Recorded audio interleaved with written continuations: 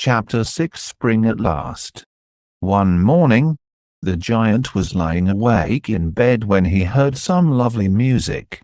It sounded so sweet that he thought the king's musicians must be passing by. But the king's musicians were not outside. The music was coming from a little bird. The bird was sitting on the ledge just outside the giant's window. It was singing happily. The giant was amazed. It had been such a long time since he had heard a bird singing in his garden. He thought it was the most beautiful music in the world.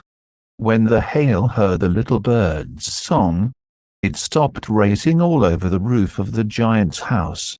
The north wind heard the music and stopped roaring around the giant's garden.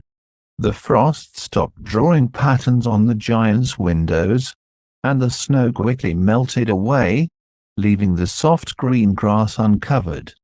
The sun came out and warmed the garden.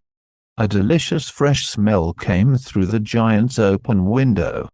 He sat up in bed and he smiled happily. "I think spring is here at last."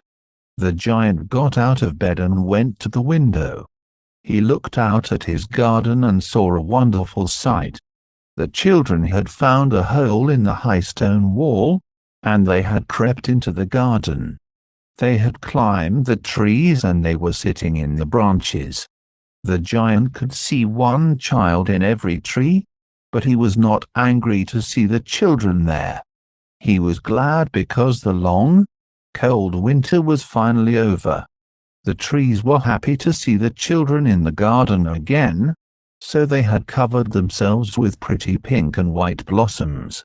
They were waving their branches in the gentle spring breeze.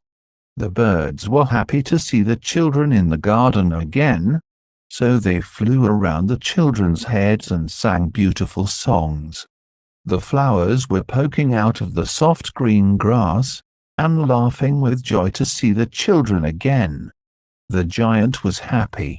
His garden was beautiful once more.